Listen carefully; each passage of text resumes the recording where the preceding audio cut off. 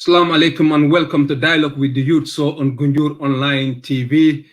Today is Friday, 25th of June, 2021. The time in United Kingdom is about 8:30 and the time in the Gambia is about 7:30 Eastern Time, 3 o'clock.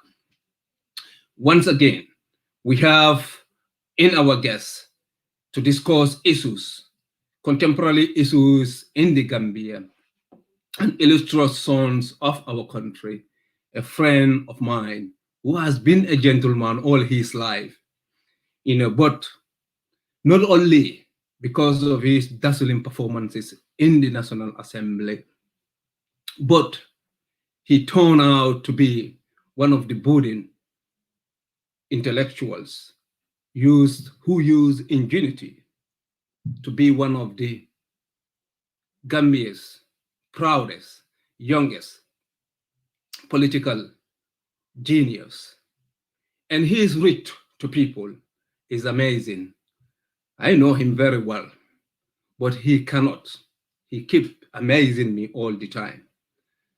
We have to welcome my friend, an asset for the Gambia, Mr. Honorable Sanna Jawara. Welcome, Mr. Jawara, Honorable, to Dialogue with the Youth So. Wow, what an introduction! But thank you very much, Ebrima. Equally happy to be here with you on this platform to share views. And thank you for having me. Thank you, Honorable. We have viewers all over the world watching you today. And feel free if you want to go into any local language, that's fine. But we're going to do more of English because we want to reach out to all the mix and the rainbow citizens of the Gambia, so that we can all buy into what is going on today, what we are going to discuss. Sure. Honorable, you can briefly give us a synopsis who you are to our viewers all over the place before we start our questions. Right. I don't know where to start, from, but I would say that born in Bansang, and then brought up, did my primary school in Bansang, then came to Cape Point in Bakau, joined St. Augustine's High School 1988 to 1993. Then briefly worked with the ITC, International Tripreneur Tolerance Center, before I left for the UK and joined you guys at the beautiful address of number 10 North Green. And it has been history since. Yes, thank you, Honorable. One to remind our listeners all over the world, Honorable Sanna Jawara is the member of Upper Fulladu West in the Gambia, and I have to emphasize that. Honorable, if you, the diaspora Gambians, as well as play a vital role in the country's development, that's the Gambia. But their relationship with the Gambia has remained informal, and without clear structure, between the diaspora and the Gambia government or the institutions of the Gambia.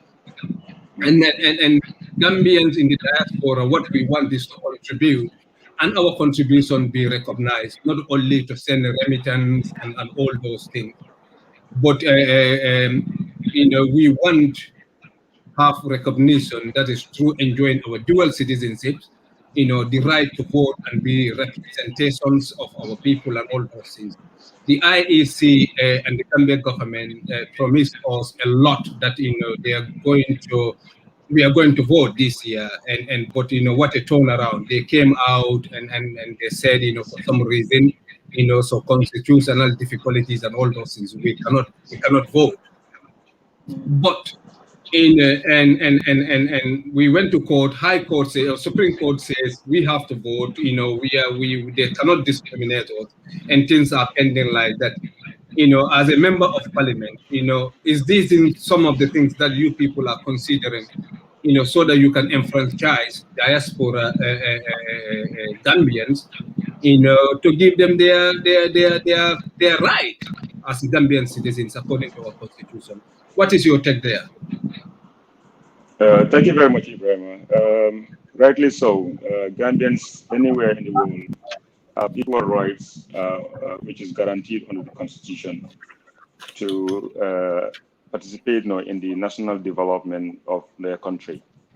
And national development doesn't only comes in remittances, but also in the regular civic activities like elections. This has been a very big challenge, for the Gambian government, and challenges, I would say, but I will sum it down to lack of the political will to see this through over the years. However, if you understand how government works, there are limitations, to what one can do, regardless of the powers you have as an institution under the law. The National Assembly has done its part as far as the diaspora voting is concerned, and that is to make sure that the laws are available that would qualify or make it possible for the diaspora to vote. If not, that we amend the relevant laws to make sure that that's the case. We also have to make sure, as a National Assembly, to see to it that there is the budget allocation for such exercises to be able to be conducted without any undue restrictions or challenges. This was done. Like you said, the IEC came up months ahead of time, with their plan and their strategy and everything else and which indicates quite clearly that from the 1st of July this year to the 31st of July, they will be registering everybody in the diaspora where they can and where possible. Myself, I took it upon myself, when the budget was laid in December last year, I went to see the IEC chairman and his secondary, who was Sambu Janjai at the time, to discuss this issue and to see to it that their budget is protected, and that as a supreme institution, anyway, the executive cannot do anything about their budget.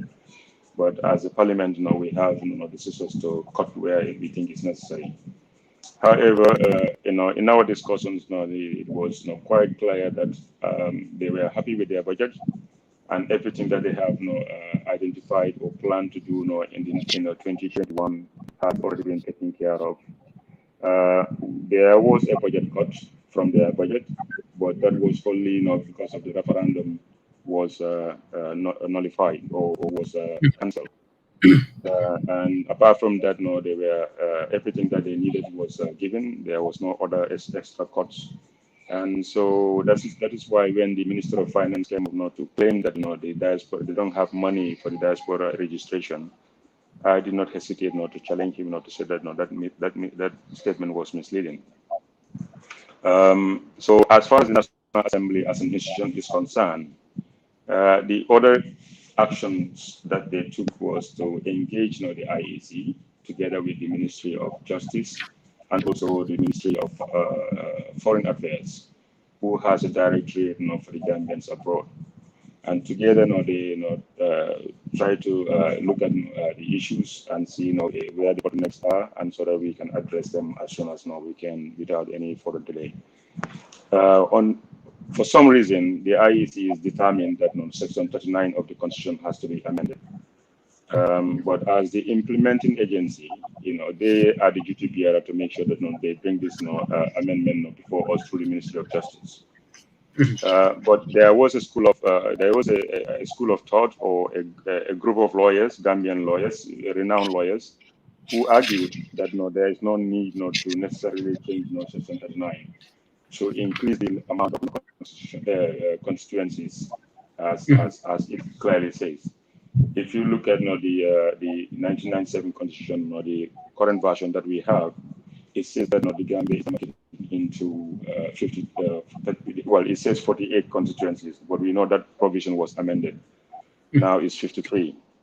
But Gambians in diaspora, there is no need to for example, demarcate London as a constituency. There is no reason to demarcate Washington as a constituency.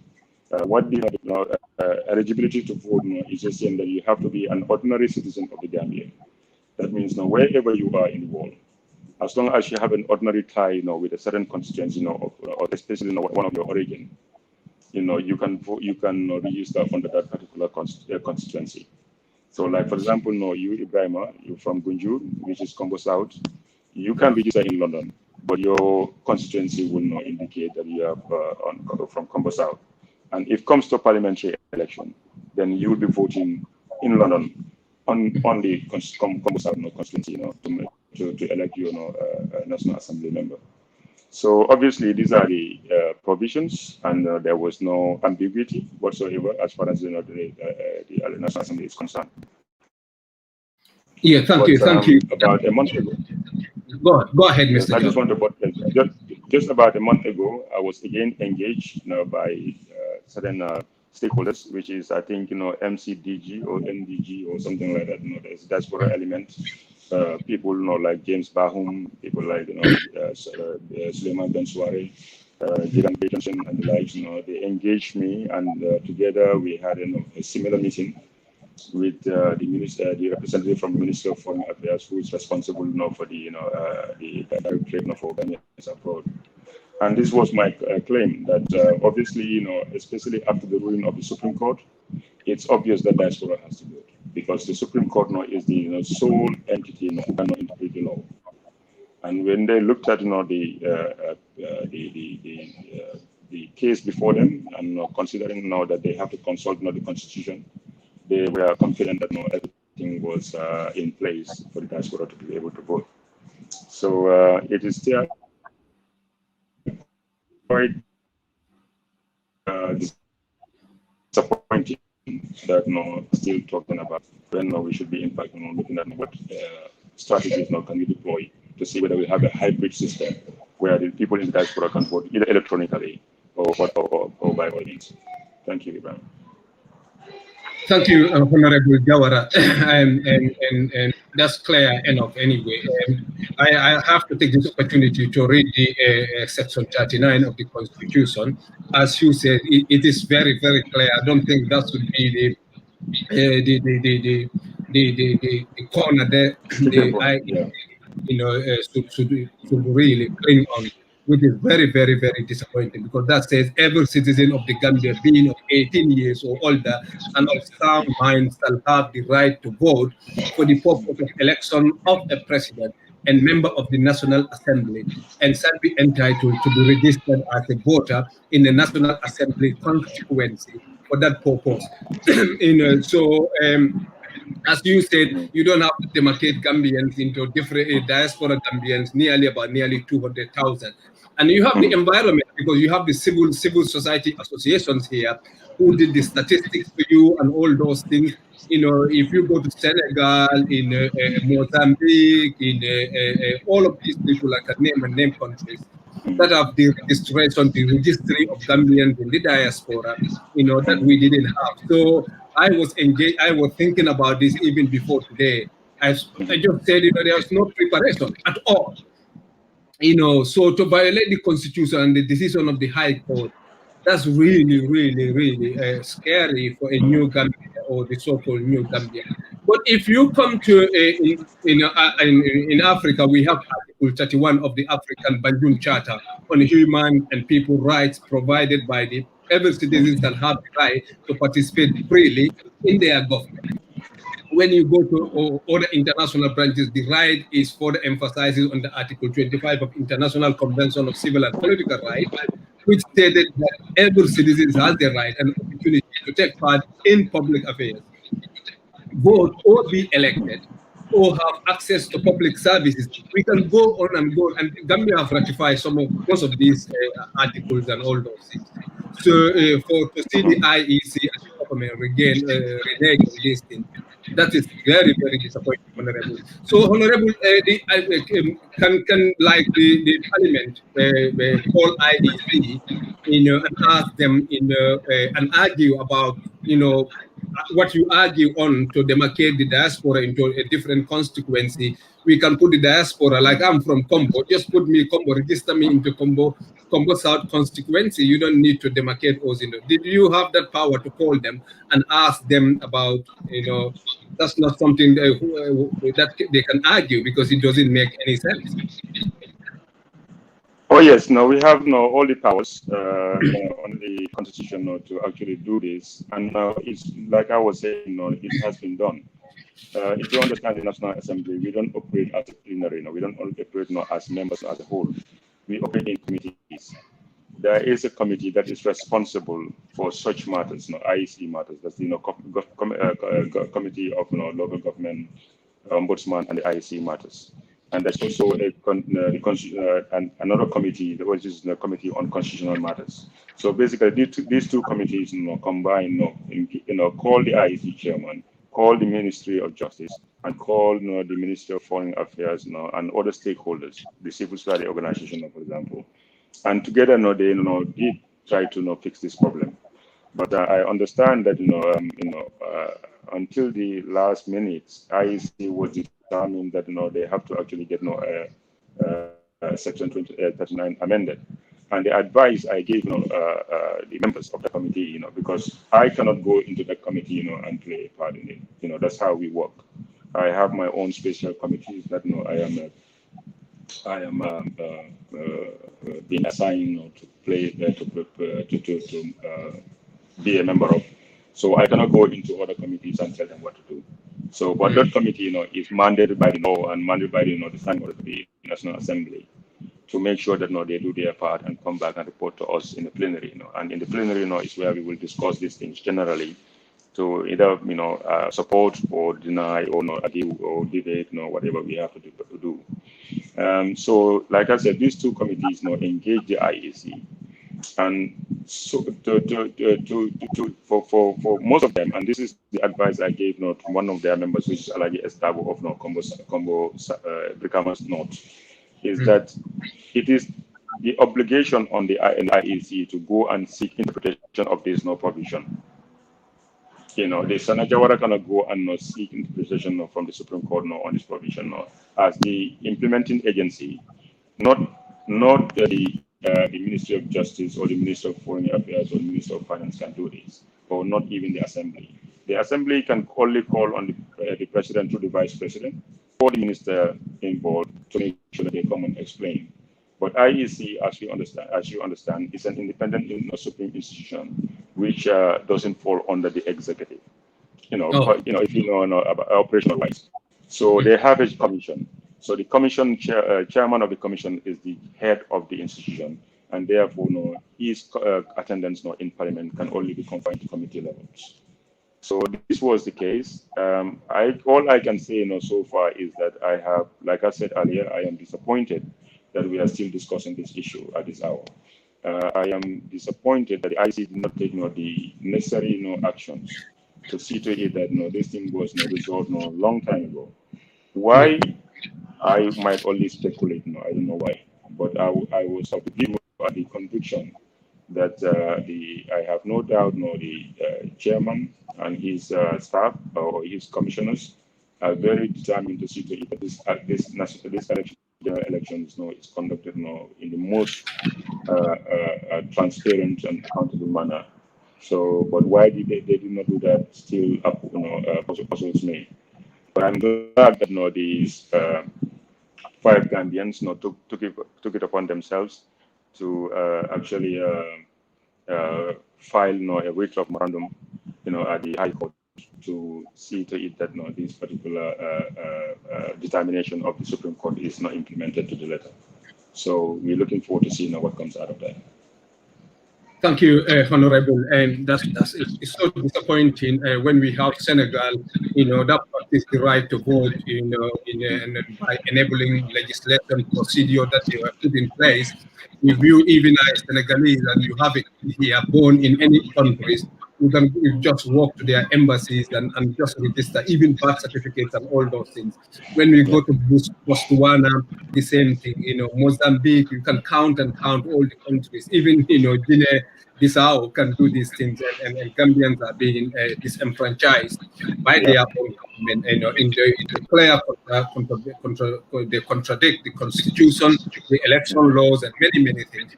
And that's really, really, really disheartening. But honorable, we're going to another level, that is there is election going on in the Gambia come in December. But we have voters card registrations and all those things, and you raise your concern that you have clear or you have some information that alleges that there are people who want to pump in money to buy, you didn't say anybody particularly, to buy election, to buy voter cards and all those things. And there's a lot of allegations also about people registering people who are not qualified to register, and many irregularities and all those. And these are all allegations anyway. But I was following the speech you gave, security challenge, the socio-economic and security challenge, on behalf of the National Assembly. These things are really big challenge to security, because I see people on social media confronting each other. And these things should be worrying, especially for National Assembly members. Do you trust that this election is going to be free and fair? Based on the allegations, some of them are not allegations, because we are seeing people confronting people who, and all the things happening in that country. And what is your concern for this post-election voter card registration in many areas, but specifically for the security of our country? All right, thank you. So, as we know, elections, politics in general, but elections to be specific, is a lucrative business, if you understand geopolitics, and other factors that are affiliated with elections. So they would say, well, people will say that there are 99 ways not to rig elections. And so some of the information that we are receiving could be one of those. What we know is so far we have seen attempts to basically register people who are not eligible in the process. Either one, their citizenship is in question. Because they live in communities where people know them, and they know their origins, and they know their backgrounds, they know their status, and we have seen attempts to even register minors, people who are underage. In my constituency, a village called Novadije, in fact, they have prepared to register a man who's not of sound mind. He's not, like what this Maniko would say, Toleo, Menako, somebody who doesn't have, a sound mind. So we have seen, attempts, of various types, in the registration process. And my party, UDP, is doing its part in trying to deter people from coming in and taking part in this, especially those not that obvious. Number two, where they cannot actually prevail, they will actually take the details of these people, even though we have got reports, preliminary reports of confrontation sometimes with the IEC staff, of denying them these information. But since the process is not finished yet, I cannot at this juncture give a report of our findings. I will leave that to the party and our spokespersons to come and give the party's view. However, as a National Assembly member, I represent people of divergent views and political inclinations. So my observations, particularly in my constituency, has been similar to what I just said. Now, we have to understand that political parties, like any entity, have interests, and because of that, those many interests, they have people, that they will work with, who will volunteer to give them information sometimes. But in some complex situations, it's even in the interest of those political parties or agent or other entities to seek these informations, even if it's at a cost. Only because you want to strengthen your base, you want to get the right information, and use that intelligence, to basically know how to go about it, doing your stuff. So we have got a credible information that a certain political party, which I don't want to name for obvious reasons, is attempting not to use money to buy votes from perceived UDP supporters, perceived GDC supporters, perceived GMC supporters, and perceived APRC supporters, only to undermine their support base. And if you understand these things, we have read in history, this has been done even in our sub-region, where people will come, businessmen, they understand the risks involved in this, but the higher the risks, the higher the returns on investment. So basically, it's not difficult not to accrue that kind of money, from people, business people, in and outside the country, to see to it that you get you meet your target. Now, let's say, for example, for argument's sake, that there is a plan to spend $800 million here on such a program, and you are willing to buy each voter's card, for $5,000. Then you actually be able to get 160,000 voters cards of not the system. So if this is the voters card of your opponents, then you have a very good chance of your little number making an impact. So this is the whole idea, and we are not discarding this information because the source is very credible, and we are using it to actually look at it and see how we can sensitize our people and let them know what is at stake. Any businessman who invests money in this kind of schemes is definitely not going to stand to enjoy quite a good return on that investment. And how that return comes is through government contracts, government procurement contracts, for example. Um, Sometimes it doesn't have to be physical money, paid back to you, but as a businessman, you have a sector that you actually want dominance on. So you can be given priority of restricted tendering and also forms of advantages against the competition. So people will we heard the news from Dangote that he invested $500 million in the Nigerian election for was it Buhari. Okay, why is he doing that? What's the return for him now on that investment? Is Buhari going to pay that money back, in full, in cash, or is he going to give them contracts, against the competition, and therefore the people will lose the value for money that they should have gotten from that contract? And then again, like I said, businessmen will look at this and see an opportunity and think, oh, it's only $16 million. I can do two. I can buy in $2 million, and definitely not which one would be, whether you pay me back with interest or you give me contracts in this and this and this area. So this is quite a lucrative business, and we don't want to actually be seen to be naive, to not understand, the game. But what the Gambians need to understand is that is their health, at stake, is their agricultural prospects at stake. These things, these contracts, will mean that things have to be inflated. Prices, or costs have to be inflated, to make up, that debt to pay, be able to pay that debt.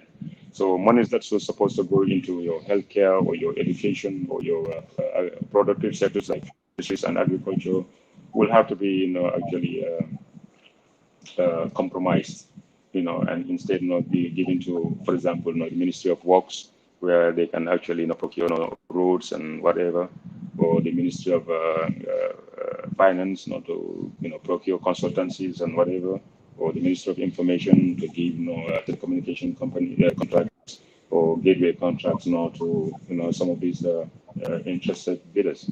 So yes, we are concerned. We are monitoring. We are utilizing that information, and we will see what prevails as we go. Yeah, thank you, Honorable. And we fully understand that business people can get into politics and finance political parties and all those things, but to physically go and start buying voters cards from people, to disrupt the peace of that country, I think that's really, really overboard. But I know those politicians, those business people are not operating in the vacuum. Somebody should be behind them, for them to even think about, because, who is going to give them the contract, as you might say, not they're going to give them contract, but in our case, who are going to give them contract, for them to do what, in essence, is to go against our constitution and to disrupt the peace of that country. And that's really, really something that everybody, every Gambian, I think, the civil education to tell Gambians that we shouldn't do this. And then especially from your party, we will come to that and which, I think, they're doing some of the things, and other political party to come up and give education, civil education to people to listen. I think that is very, very important in the Gambia. So thank you so much, Honorable. And you wrote on your Facebook, you say high rate of youth unemployment, easy access to jobs, under-resourced security forces, blatant corruption, and disregard for social and economic justice, a slippery slope towards anarchy. Anarchy. And yes, and then when you given your speech also at the DFA, you said one of the concerns that can lead to insecurity, that would be a concern for us, is a failure to adequately address issues of poverty and unemployment is one of the major challenges to security. We experience a high rate of poverty. 48% of Gambians are poor, and unemployment, particularly among the youth, which makes our youthful population adversely attracted to crime. But not only crime, the backward syndrome seems to go ahead unabated, and the cloud of uncertainty on deportation on the Gambian migrants is a living challenge to security and development issues. These are serious, serious issues for any country. And Honorable, why do you think this is? The first 1 year, 2 years, we were all optimistic about things going fine and all those things. Our leaders talking about the import cover, some of the rates in terms of the taxes and all those are down. Now everything seems to collapse in that country. One, from your own perspective, what do you think? Can you give us a synopsis of these issues? Why is everything going down in the Gambia? Two, what can the National Assembly, do, and some political parties, especially your political party, why are they not, drumming in the Gambia, about all these issues? I know here and there people talk about these things, but these are catastrophic issues. That's when they can just ignore, they can just take off all, and we just not talking about them at all. Go ahead. All right. Thank you very much. Yes, you are right. I did come time again to raise awareness about what we face as a country, and what I'm saying, they are as realistic as the sun in the day. The Gambia unemployment, is about well, I don't know, some 68%, and 48% of which are youths. And we don't even have to ask these questions. No, we just look around and see. It's evident. You go to every sector, you'll find people less than what we consider as the youth gap, between 35 and 18 and 35, to be involved in those sectors. Most of them are even people who have reached their retirement age, but they are they're given contracts to extend their time in office or tenure in office. So youth employment, youth unemployment is very high in the Gambia, and youth entrepreneurship is very low in Gambia. The prospects are diminishing as we speak. Um, the NDP, which was the bedrock of making sure that these things are done within the short-term vision that we have and devised, is out of the window because the development has come from the Gambia and thinking of other places of interest. Um, yes, if you have that kind of situation where youths are actually not engaged, instead of them becoming a catalyst for production, or they become a catalyst for counterproduction. That's crime, and crime of all sorts, from rapes, from stealing, from sometimes, even daylight robbery, to all drug abuse and stuff like that. And in a sense, again, you have, the prevalence, or the abundance of being coming into the country, both you know drugs that were supposed to be used for herbal, for herbal medicine, but also hardcore drugs like cocaine. Now, if you know the conversion rate of cocaine, 1 kilo of cocaine can be transformed into 5 kilos of crack. Because what you use is no baking powder. So where you see baking powder, and you see cocaine, you just mix that, and you have crack, and crack is cheaper. It's more affordable by the youth. If they can actually get snatch somebody's mobile phone and sell it for $700, maybe they can actually afford to buy a couple of doses. So this is the threat that we are facing as a country. We understand that cocaine cannot be easily bought in the Gambia because it's a rich man's issue. But we have about 14,000 youths leaving the school system every year, and these schools, these kids come and just pile up on top of the rest of unemployment kids, people, and the numbers just keep adding up and up. So if there are no avenues created by the government, we didn't go into industrialization, we didn't go in engage them into entrepreneurship or other skills training. Basically, what you are left now is now a recipe for anarchy. And if I say anarchy, it might sound not very alarming, but that is basically what it is. I don't know any other vocabulary, that I can use to replace that. A state, a situation where, it's like the survival of the fittest, and lawlessness. And this could happen because I am a core member of the Standing Committee on Defense and Security of the National Assembly. And we just finished about a month ago touring the country, both sides of the river banks. And we've seen what prevails. We understand that there is no doubt, there is willingness to serve. There's no doubt, there is a commitment to the cause. But unfortunately, the resources that they need to be able to do these jobs are not available. Because if you look at our budget, you might argue that, but the first 5 sectors, highly prioritized sectors, includes security, or interior and defense. Yes, that's true. But you look at the budget executions, and you follow up, you see where those monies are going to. They're going into salaries, they're going into allowances, and they're going into travels and other workshops and stuff like that. Nothing much more of like capacity building, in terms of training, or in terms of accommodation for the officers or the troops, or in terms of equipments that they can use both in training and also in operations, in terms of communication. So I cannot go in too much into that because some of the issues are very sensitive to our national security. But it's quite evident that the security they don't have the capacity to meet the current trend of crime in the Gambia.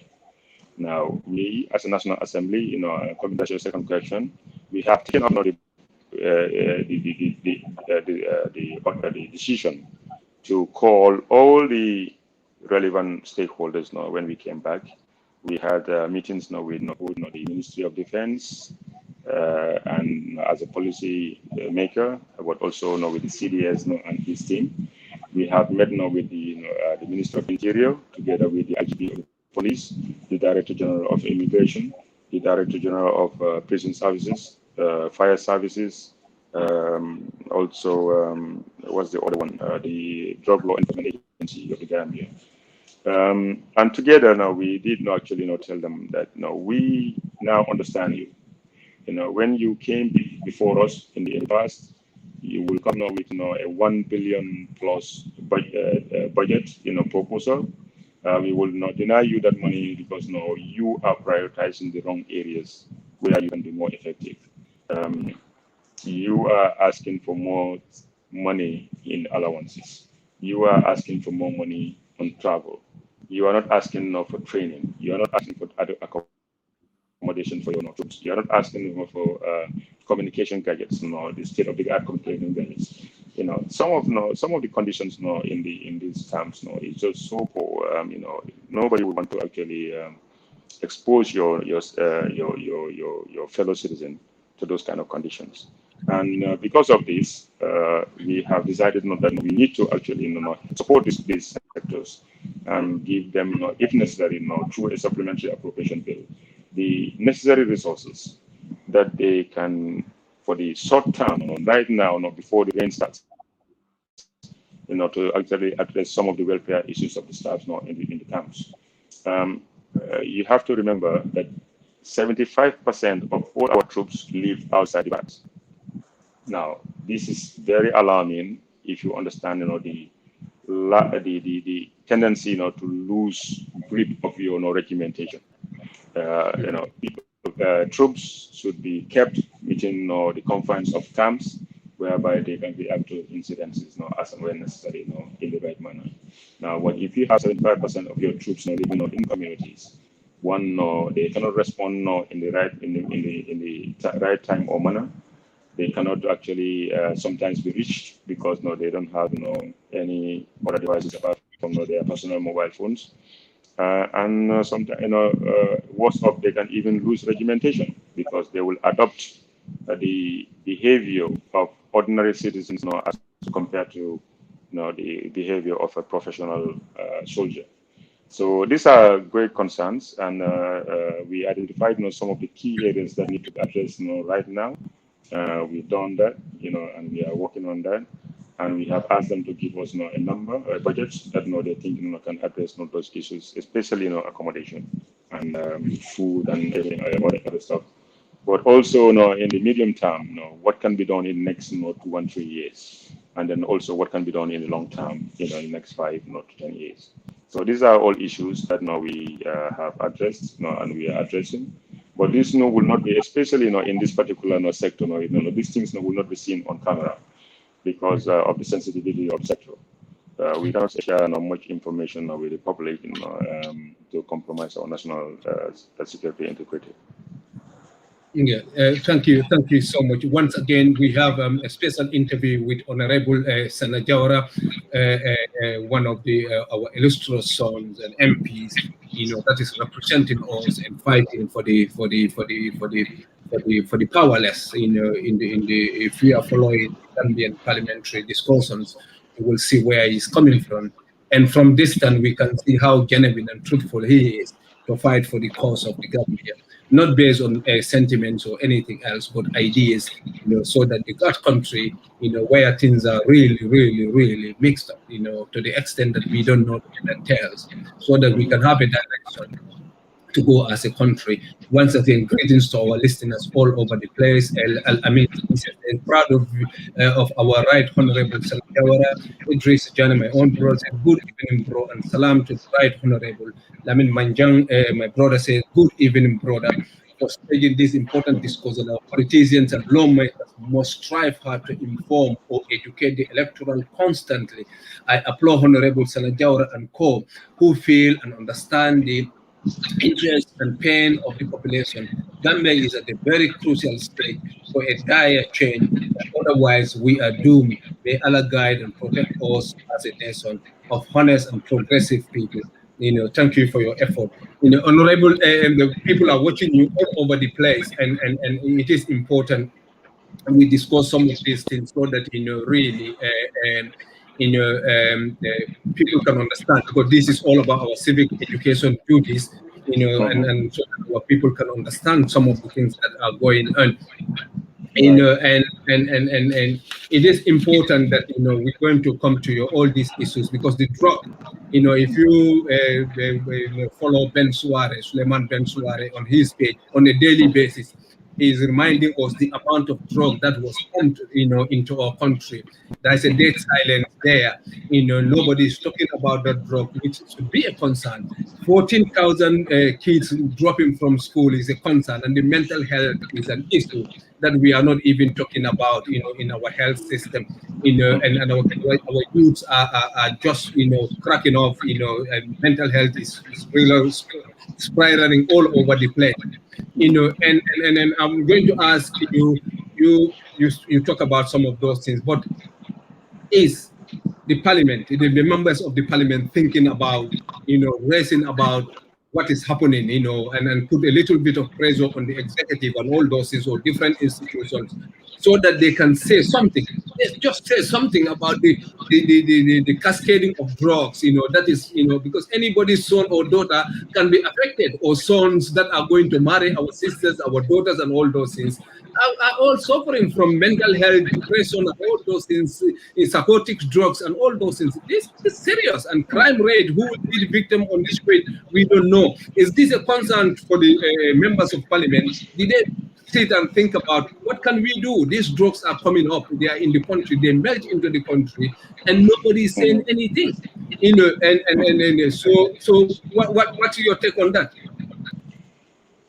Right. So yes, the parliamentarians, I think across political lines, all equally, concerned about these some of these issues, and because we have to understand, parliament, is a reflection of the society. They are the conscience of the society, the nation.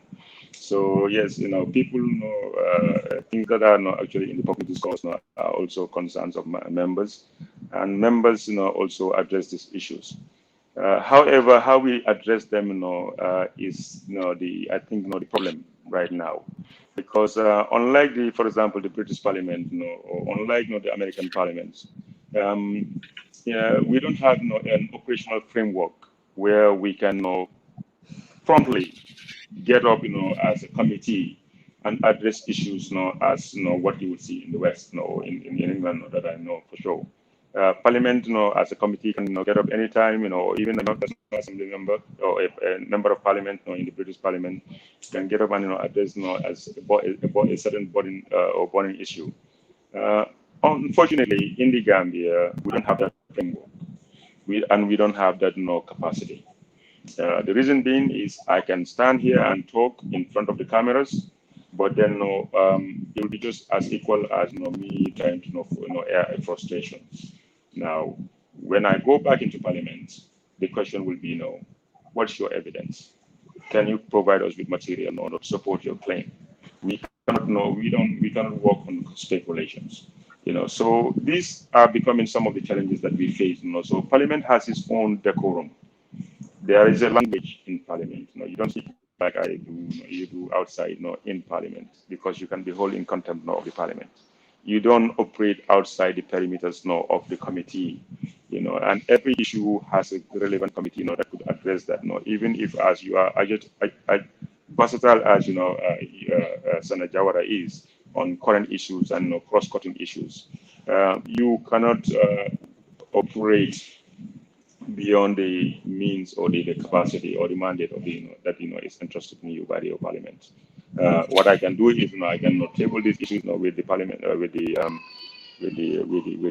relevant committee, and they will actually do their investigation, come back to us in the plenary, and explain to us what their findings are. And sometimes before the whole this thing happen, we are talking about months and months after the impact or the damage is already done. So basically, we have another avenue where citizens can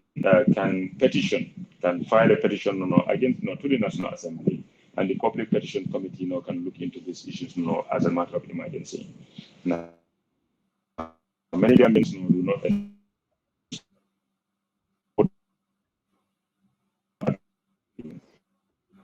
because one maybe has or to be seen to be doing. But if you are for some of the constituents, they might one of the committees that I'm the vice chairman of is the Public Petition Committee.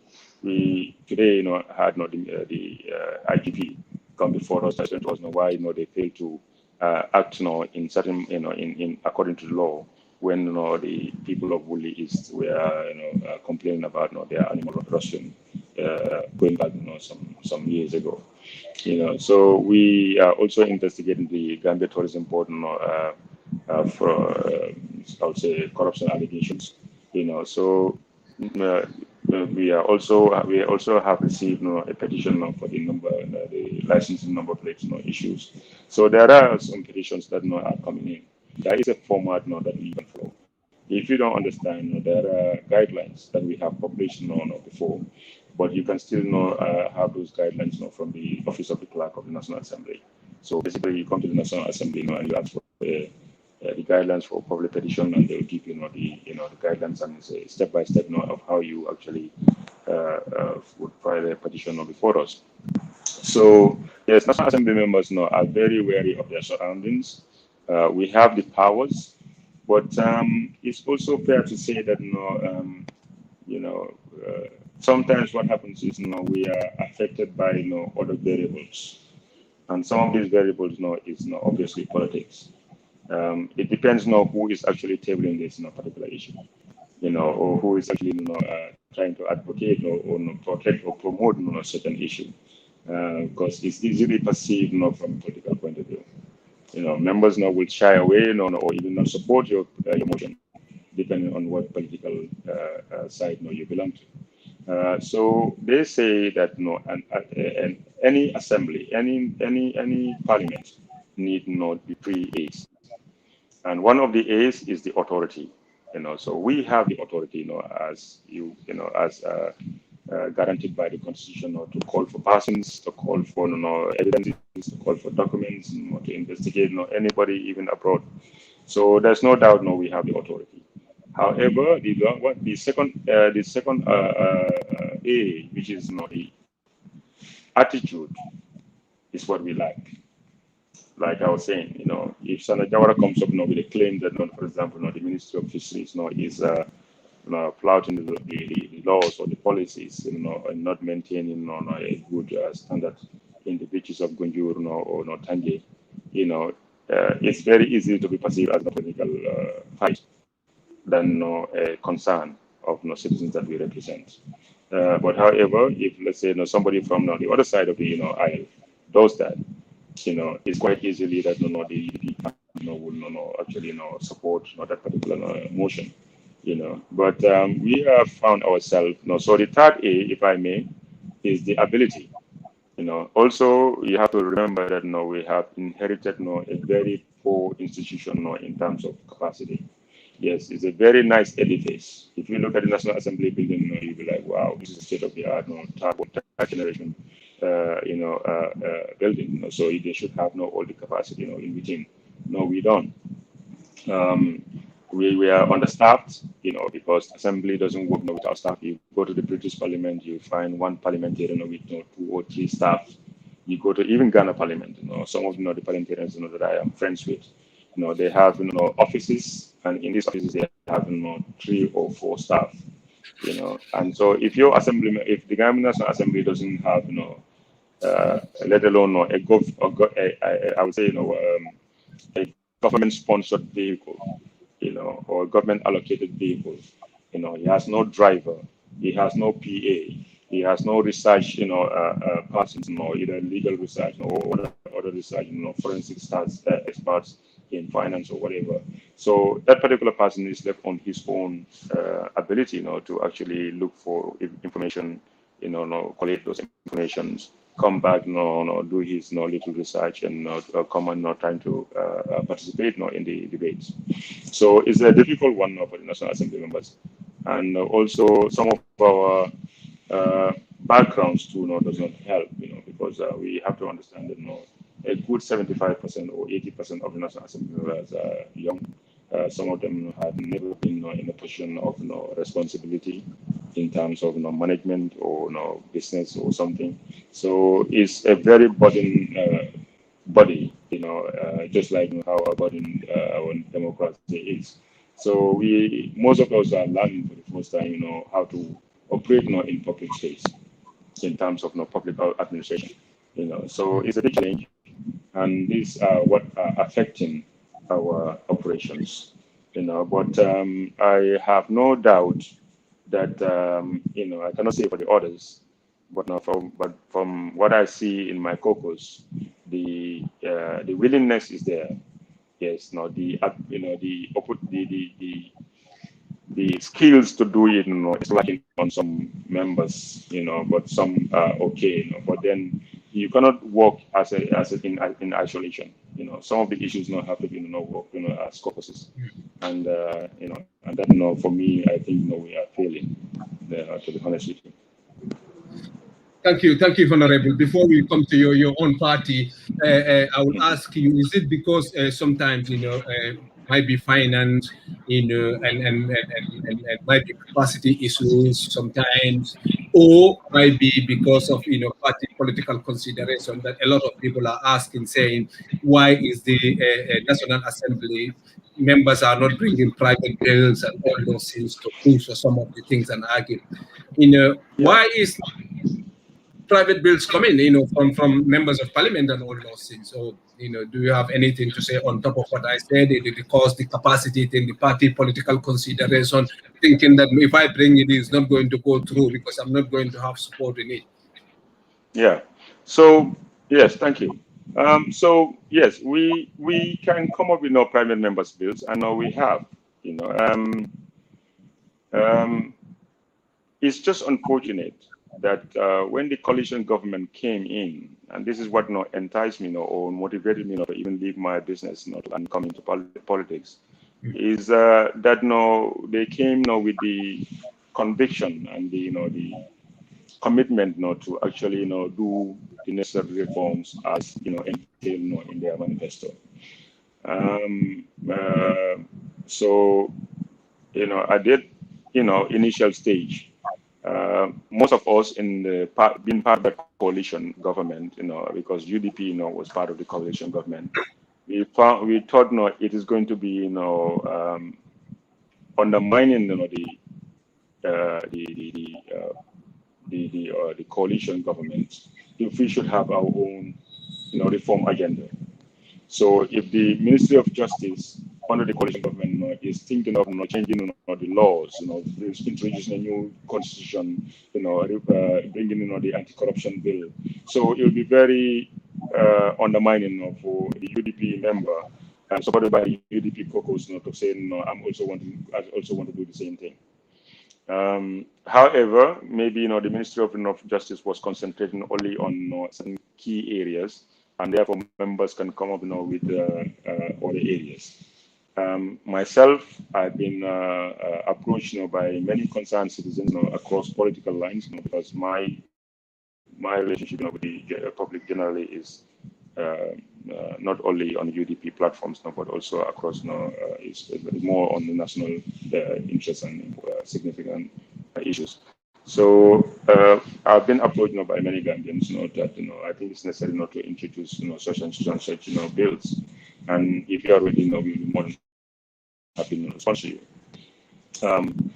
I took it upon myself. I engaged one of some of the renowned lawyers in town, including lawyer Lamije Dabo of Fudu. And he gave me the audience. He actually gave me an open door policy. However, the amendment that I wanted to do under the Public Act was I was offered by another lawyer that he will actually do that. So that's why I did not actually go back to Mr. Dabo, lawyer Dabo, lawyer Lamije Dabo. So this is done. I have we have finished drafting it, but the reality of the day today, is just somehow interesting. No, you cannot explain all. Since the change of heart of the executive, I would say, the president, and the foot dragging of actually seeing to it that these progressive laws are being passed by the parliament and assented by the president. We are finding difficulties. I have two bills, my private members' bill that have been drafted by lawyers, after doing some research. These bills, however, I have to give it to the clerk of the National Assembly, who will forward it to the Ministry of Justice to check and verify whether this is a language of law. This is a legal language, So since the National Assembly does not have the drafters, or the drafting department, we have to resort to the AG's chambers for this supervision. Now, what they do is they would just sit on it and not act. You will call, you will write, you will go and pursue this with the clerk of the National Assembly in front of you. Sometimes you call and they'll say, yes, we are looking at it. But no, they will never do. However, when they wanted to amend the Local Government Act, within a span of a month or two, they identified a member that they think is actually ready to table it, and therefore they gave him all the resources and support that he was needed to come and amend that bill. When we wanted to, the minority leader wanted to amend Section 91(1)(d), there was no delay, because at the time it was from an advantage point of advantage for not only the National Assembly but even for the incumbency. So you'll see that maybe we are caught off guard, but in hindsight, one might reconsider your position on the amendment of Section 91(1)(d), where people who are expelled from their parties would automatically lose their seat in the National Assembly, because some of the actions or inactions in Parliament is caused because of that independence. Yes. So I think so. These are the reasons why you are not seeing an effective Parliament. However, I've never been discouraged, because life is a process, life is a journey, and as long as you live, you are optimistic that things will get better as we move on. So I am very optimistic that things will change. Especially if we can start making these changes in these general elections coming December, because therefore the Gambia will start to see some of these constraints that I'm talking about be addressed equitably, where everybody is served, to the best of their interests. Thank you, Mr. Honorable. I think people like you and parliamentarians who are forward-thinking need to come out a lot and talk about some of the complications. Might be for people to understand. They will know where to pose the blame anyway, because the rigmarole bureaucratic procedures that are there, that are deliberately featuring people from progressing, is mind-boggling, and there's no way you can jump those things. But I think you kind of started to talk about some of these criticisms, that is, hindering progress in that country because of, so that's why the book has to start with the leadership. Because if the leadership is willing to change these things, some of these bureaucracies and all those things will not be this complicated. But saying that, Mr. Honorable, you are there now, and let's hope that or let's assume that your party, which is the biggest party in the Gambia, arguably for some people, will be there in December, if God agrees with what I am saying. But all these things. I was talking about Yunus Hydra's writing in May. He says, I felt inspired and elated after a fruitful conversation today with Honorable Dabo and Oli Dibawada, who shared with me the UDP strategic plan to communicate and disseminate the UDP 2021 manifesto in a local language to every Gambian. One of the things that he said are there is youth employment and entrepreneurship, education, skill training, agriculture toward food self-sufficiency, public health and social protection, energy and digital infrastructure. But in our 2020 budget, we have about nearly we're going to borrow approximately 5.6 billion to finance our budget deficit, which is about 3.9 billion according to your writing from the domestic market. This represents an increase of 221% from 2019. Okay, you said also in page 2 allocation of agriculture, which is about 394 million, which amount to 1.7% of total government revenue, compared to 10%, as per Gambia's commitment to Maputo Declaration in 2003. Health also, we have about 1.4 billion, which account about 5.7% of our revenue, compared to 15% as per our commitment to Abuja declarations and all the allocations and all those things. Do you think your party can deliver that when they win? Oh yes, thank you very much. Yes, I saw that post from Yunus Haidara, and yeah, I was happy that the party leader took that step, because just shortly before that post, I was in his office and shared some of my views with him, and those some of those views reflect on that action. But to tell you, even today, we had a very fruitful, and effective, meeting with experts that, are helping the party finalize and formulate, the manifesto for the 2021 election.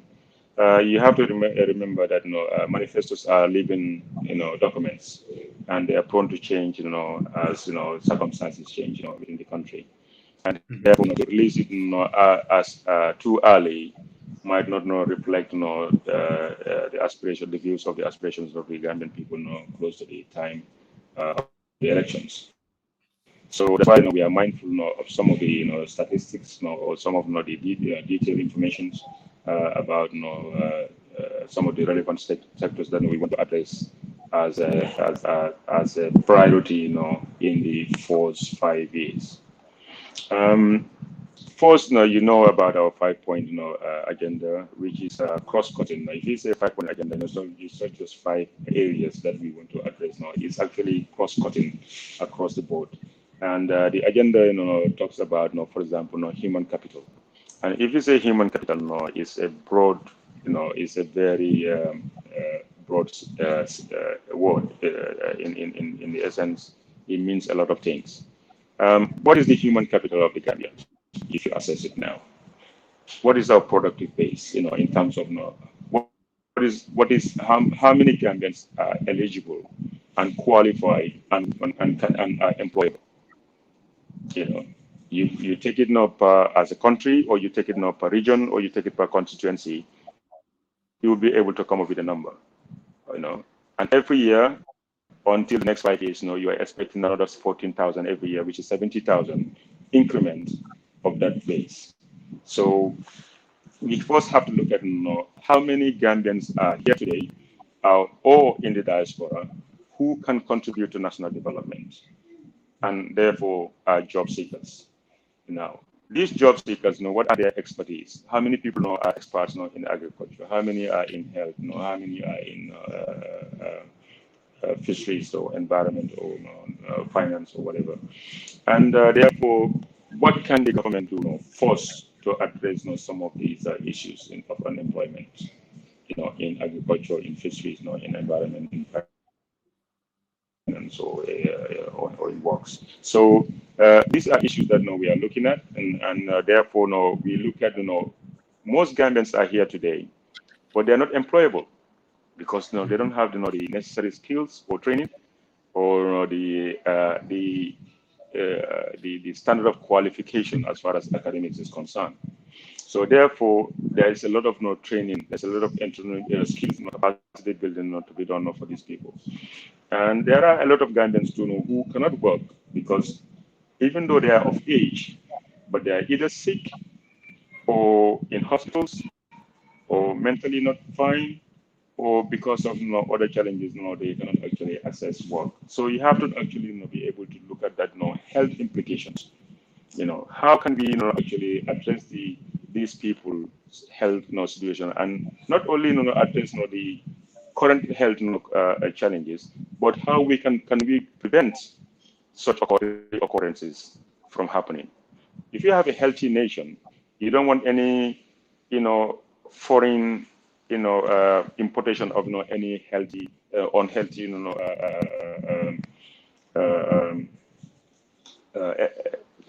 what was the word infections or whatever and some of these are not through our food that we eat.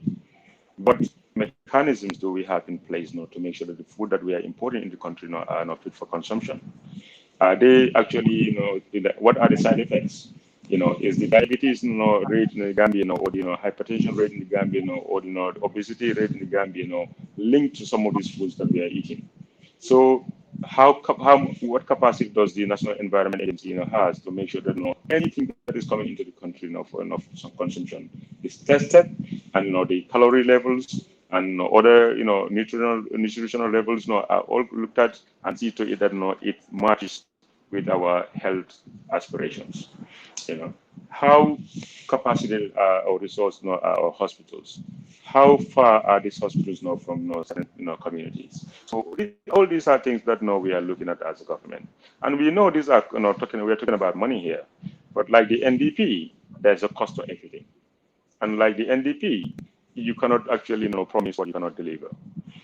But like the NDP, it's based on a smart policy, specific, measurable, whatever it is, is it accurate or actual, realistic and timely, So we have to know that, certain things can be achieved, in a certain time, or certain things cannot be achieved, and we don't want to promise what we cannot achieve. But we are confident that, we are actually going to build, a foundation, of, making sure that, everything that is done towards a goal. That's a long-term vision. This is how Rwanda achieved their goals. They did not come in and start getting money. They know that they need money, but how much money are they getting now, and how much is the balance that they need, and where can they get it from? So, like I said, if you know that you have 600,000 Gambians to employ, and geographically or demographically, these people are in Basse, they are in Gunjur, they are in Bansang, they are in Parafenye. How do you make sure they're employed without affecting rural urban migration? So you build institutions, you build factories, you build things, stuff in their areas to maintain them there. And then therefore you will actually elevate some other burdens of land, need for land in the combos, need for accommodations in the combos, and this will also be able to help address some of the housing needs that we are here. If let's say for example we can repatriate 20% of the people who live in Combo outside of Combo, or 30%, I can tell you you will start to see the drop in price of renting. And if this is done simultaneously with the other development aspirations, like for example having to look at the salary structures of Gambians and see to it if this is in fact not realistic. You look at some of the salaries of certain people, you know that definitely there is no way a driver, a government driver who is on grade 5 or grade 6 is paid $983 basic. What who can survive on $983 this day and age? No. I mean, so it's even if you're talking about 50% salary increment or 100% salary increment, how much salary increment is that guy going to enjoy? Maybe another $983 on top of that. But if you pay minimum wage on $10,000, for example, you are rest assured that that driver can live a decent life, and he will not be prone to corruption, because any fuel coupon that is being allocated not to actually go and not thank the car, he will go and do as because otherwise his job is on the line. If he's found wanting, he might lose his job to another Gambian. So these are some of the conditions that we are looking at and all these ideas cannot be done without a base. And what is the base? It's a new constitution that is progressive, that is actually realistic to our day and generation, and is going to make sure that there is the devolution, the devolution of powers to the local councils is implemented. The police, for example, are an independent institution where it doesn't matter who you are. The police IGP, is not answerable to any executive appointee, but rather appoint a responsible to his commission, because there will be a police commission. And that commission is going to be veteran police officers who know the law, and any direction or instruction that the IGP receives from anybody, he would act under the advice of that particular body. So these are some of the things that we are looking at as a United Democratic Party. And the issues are limitless. I cannot talk about them all, but I can tell you that we are very focused. We have a vision, and our vision in the first 5 years is realistic, is measurable, and we think we can get the money to be able to fund it. Thank you, Honorable Mohamed Musa Jawara, says Honorable Sanna Jawara, the nearest future leader of the Gambia. Inshallah, may Allah grant UDP the next election and guide them to the best government. I mean, Mr. Jawara, if UDP can deliver on the 10% agriculture in line with the Maputo declaration, and 15% on health in line with the Abuja declaration, and the minimum wage, give me your word that UDP government will definitely going to institute these things, and you will get my vote, because those are the way forward for us. Mohamed Jawara is one of my biggest critics. He's my cousin. He's another son. So even this afternoon, we have to respect Sadauda and all the family of Sadauda for what he did for this government, Gambia, anyway. Thank you. Even this afternoon, we've been engaging, and he's always he's threatening me that he has all his eyes on me. So wherever I go, he's looking at me. So, but I'm not worried about that. No, I'm not scared of him. Anyway, thank you, Modu. So the Modu Declaration and the Abuja declarations are two fundamental protocols that we want to honor by the year 2025. It is an obligation on the Gambia, like our sister countries in the sub-region, in the ECOWAS region, to commit at least 15% of their national budget to the health sector by the year 2025. Now, this is our position. This is what we want to do, but we have to be mindful. You cannot invest 15% of your money, into a sector, 15% of your money into a sector where there is no absorbing capacity. Because as much as you have the conviction and the commitment to do so. One thing we have to do is to pay, to actually build the capacity of those institutions. Let's say, for example, the health. Otherwise, that you'll be depriving other public goods like security, like agriculture, or like youths and sports, from that money and giving it to the areas that they cannot absorb that allocation. But we are confident that between now and 2025, if we're elected into government, we will be in a position where minimum 15% of the national budget will be allocated to the health sector as one of the main priorities of any country. Secondly, the Mobutu Protocol. It's obvious. Gambia is a farming, 70% of the Gambian society are farmers.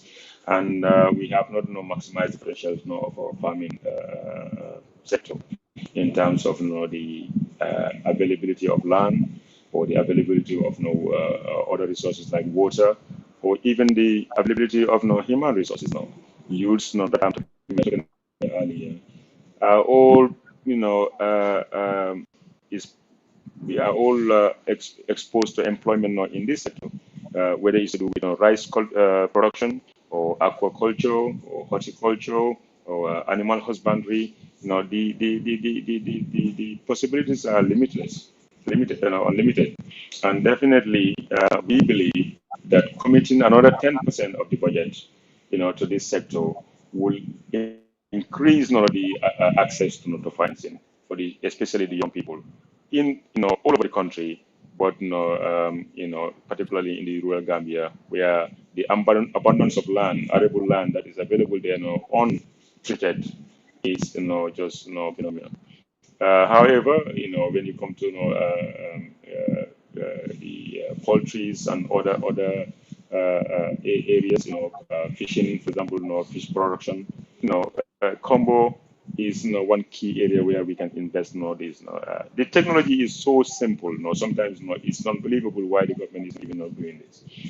But like I said, if you're not in the driving seat, you can complain, you can suggest, but basically, it is down to the drive, the person, in the helm of affairs to grab, what you are suggesting and see to it that it is implemented.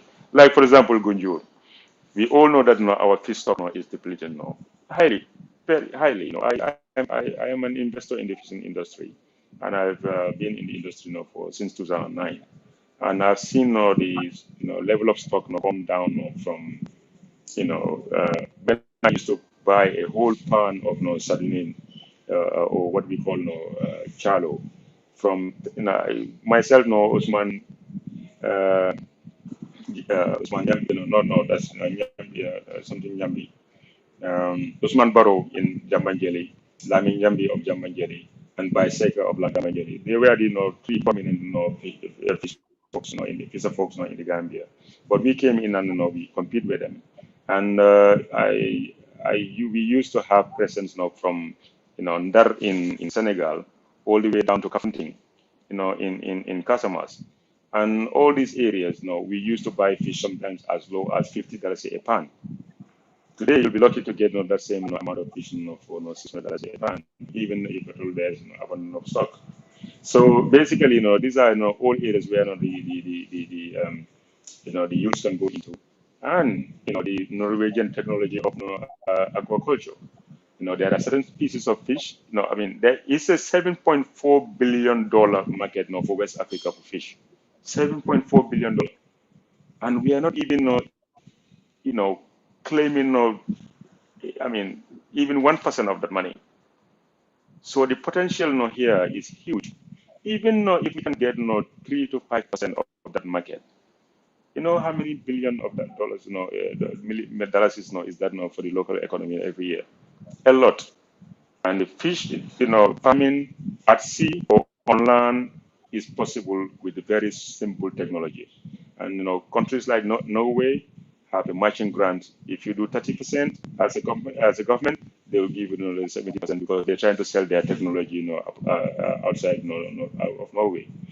But I have brought investors to Gaipa, who have got Gambian origins. I have we went through the whole 9 yards of how this thing can be done, simple as that.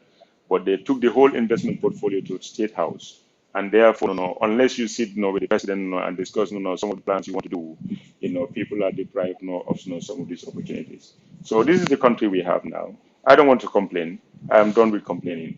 But I will leave it to the Gambian people to decide whether this is the government they want to actually have continue with the affairs of their lives, or basically they want to actually make a decision and look for an alternative. And I think there's no better alternative than the United Democratic Party, because it's not only about the leader in the United Democratic Party, it's about the team. There's no party in the Gambia who has a better team as an alternative to the status quo than the United Democratic Party. Yeah, thank you, Mr. Jawara. Very soon I'm going to leave you. I know the discussion is so nice and it's flowing very well, and people are learning a lot. That I don't want to stop it, but at some point I have to leave you to go. It's been a long day for you. And I know it's about 5.6 billion 2020 in debt, and that's going to be a hell lot of reform to service that. But yesterday I was kind of optimistic. I had Amadou Sane admin Bekering and some of the loophole that he can close, in order to generate money and stop us from depending on hands out and kind of, now instead of, borrowing outside, we are doing domestic debt, from banks and, through treasury bills and all those things, which is impressive.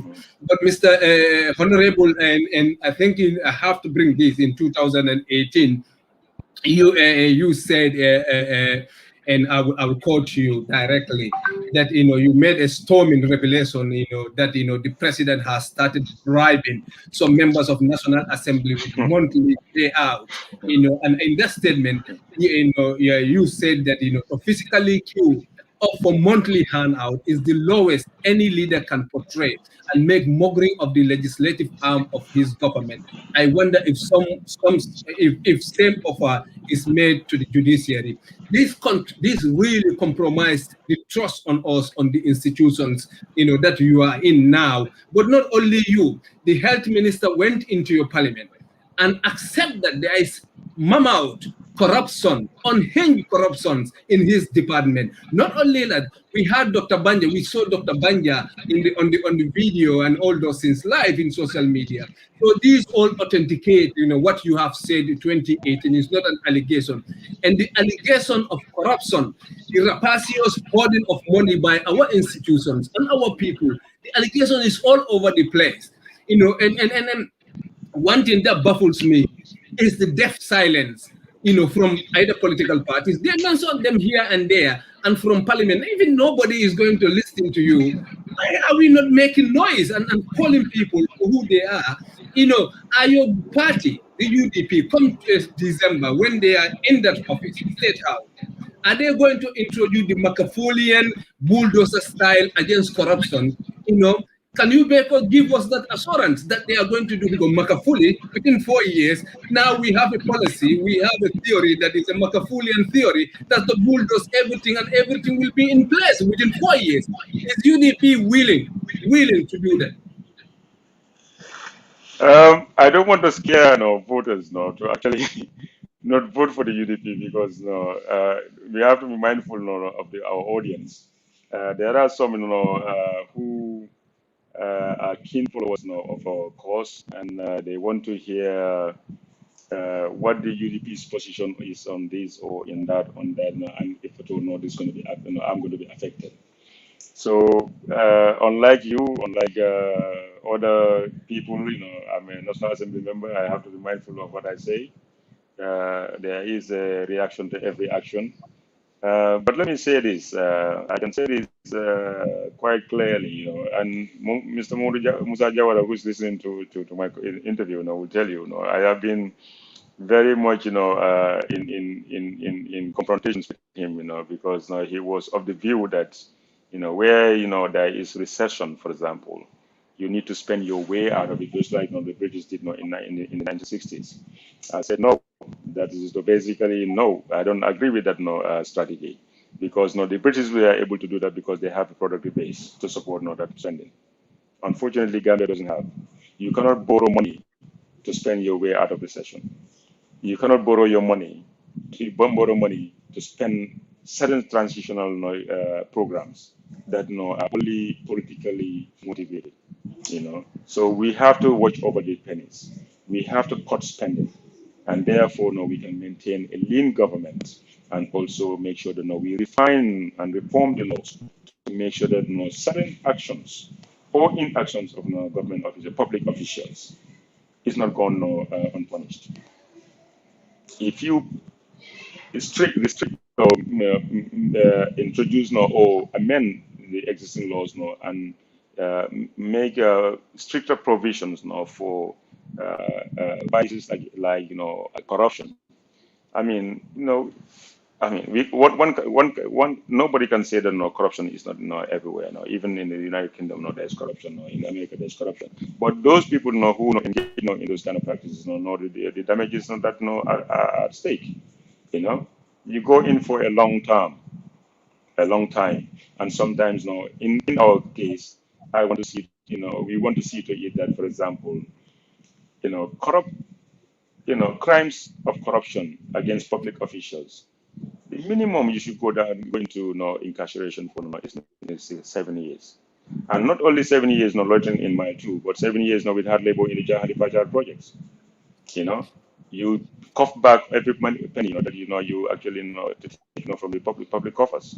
I mean, public service is a choice. You don't have to. There is, and the private sector is there. You can go and do your own business, do whatever you like. Nobody cares about what you're doing. But as soon as you want to come and serve in the public space, you have to understand that the name spells itself out. Public service. You are a servant of the public, and therefore there is no money. You cannot be rich being a public servant. You can only get by serving your nation. But no, you don't expect to get rich from public office. So therefore, it's a choice. Anybody who wants to come to the public service, thinking that you can actually do whatever you want. We are not going to create a government of men. It doesn't matter if at all it's Usainu Dabo against Sanna Jawara. It doesn't matter whether it's Sanna Jawara against Amadou Sane. I know what prevails is law. If any of these gentlemen, including myself, is found wanting or on the wrong side of the law will prevail. Momodu is listening now. I'm here. We can attest to our his father and my uncle. Sadauda. He doesn't care whether you're family. He doesn't care where you're from. If you do something wrong, like he said, he cannot intervene because he cannot be the judge and the jury.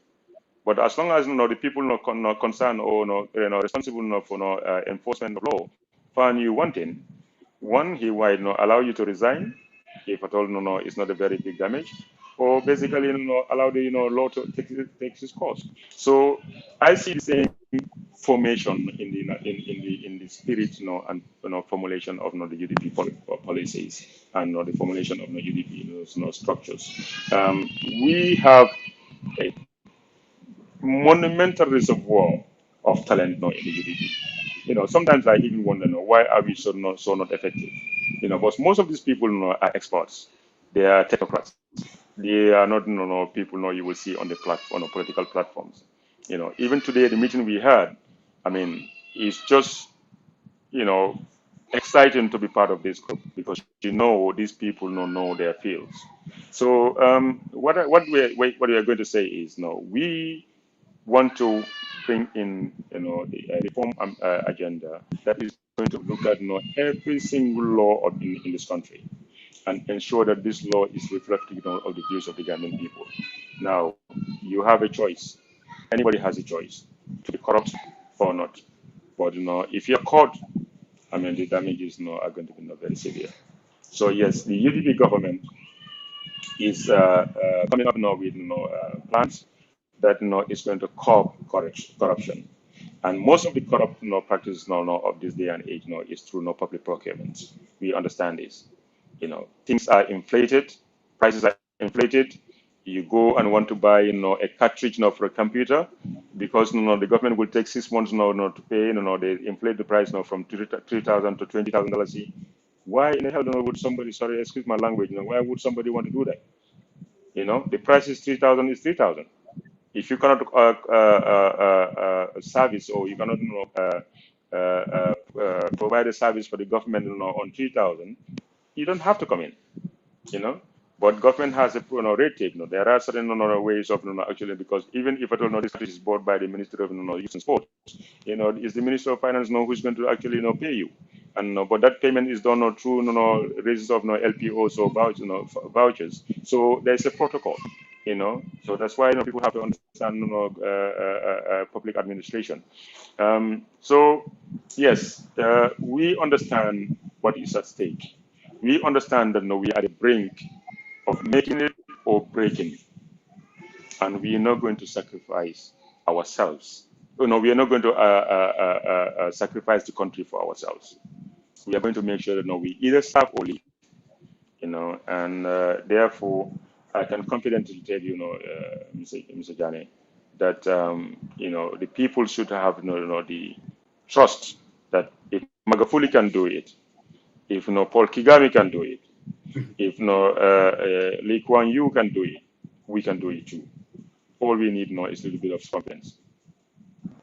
The jury is out, and we are waiting. I hope UDP can show off and showcase the talents, the mammoth talents that they have.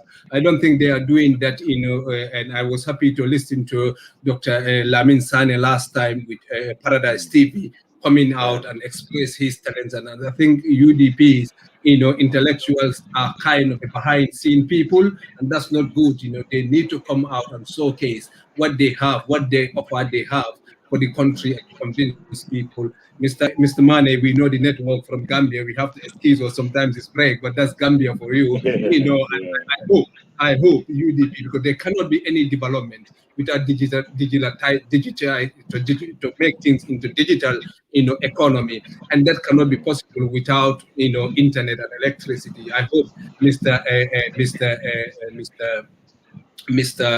Honorable Jawara will Honorable, you as a national member for your place, Upper Fulladu in West, you secure 300,000 solar project for Bansang Hospital, for about 16 community in the constituency. This is remarkable because you are not in government. You can secure these things, and the money that's going to be that's going to be bound to the health facility there is really, really above board. But tell us how you did this, how it comes. I know you don't want to name, some of the people behind this. I understand that. But one thing that impressed me a lot about this project is you gave it to a Gambian company, Mr. Solnjai of Green Link Gambia Limited. And Europe, he is a competent Gambian who has been overlooked over the years by government. One example is the Kaur Defunct Solar Project, which was given to an Indian company, which is still struggling to finalize the connection. This is why I've been advocating for us to have a local contact act. Local contact act. Zambia has one, you add it. So that is so important. But I cannot finish this program without mentioning Gunjur. You mentioned Gunjur, and I will mention it. We have a land. Our fees are all scattered. The Chinese are there. If Chinese are not going to comply, it's better we go to Taiwan, than stay with China, because the exploitation of our resources and disrespect, which burns my heart, that I have my people are going through, the engrossing into women's vegetable gardens, does make me cry. Any government, any government, then fail to address the situation that we are in Gunjur and the coastal communities, the black sand mining and all those things. I cannot just support you because it's a blatant, ignoring of the people who are suffering this spell, these things. And I know we have a national, we have our local MP who is the majority leader, but you are here and you are UDP. Address this fantastic project. And to Solnjai, I think, you have to comment more on that so that Gambians can give Gambians projects to Gambians who can do it. Why giving it to Indian companies? Why giving it to other places when Gambians can do these things, So go ahead and finally you address the issue in Gunjur and the coastal areas and the wastage of our fees and the lack of protein that we are having from our chalos and all those. Ahmed Manjang once argued that maybe those chalos were making us intelligent in our schools, because of because of a lot of free proteins that we are having. But we've been denying that, and people now are buying chickens from Holland or other places to put it on their rice because they cannot afford chalo. Fortunately, you can use some of these things, and we will close it, and probably we will bring you here, and maybe you will help us to bring Yakumbas and all those things, so that the younger people, your own sister, we can talk about issues. Because Gunjur Online is really, really a platform to go, and is not politically charged, and we want everybody to come and share your experiences with the use of this country. Thank you. Thank you. Thank you. Thank you very much. So, right. Considering the fact that I have never worked in a public office in my life, I've always worked in the private sector. Considering the fact that I stand to lose a lot of money from the losses that I'll import in my businesses if I'm not there. I was still how would I put it? Motivated to come and serve in the public space, given the fact that we have a nascent democracy and the security or insecurity of rice are easily abused in such circumstances.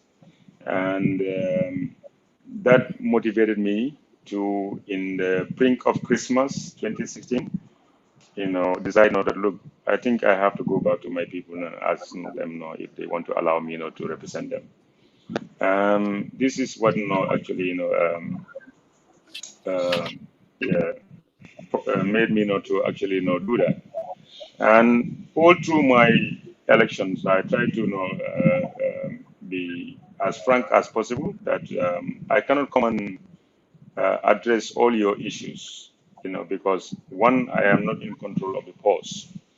But my participation in that post is through the budget. I'll make sure that your views and aspirations are reflected.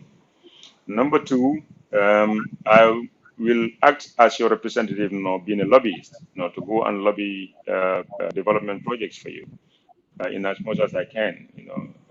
So four areas were my concentrations. There was roads, electricity, water, and healthcare. And if at all there's a fifth one, agriculture.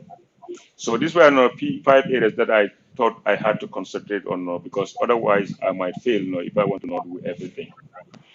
So the first thing I did was secure three roads for my people.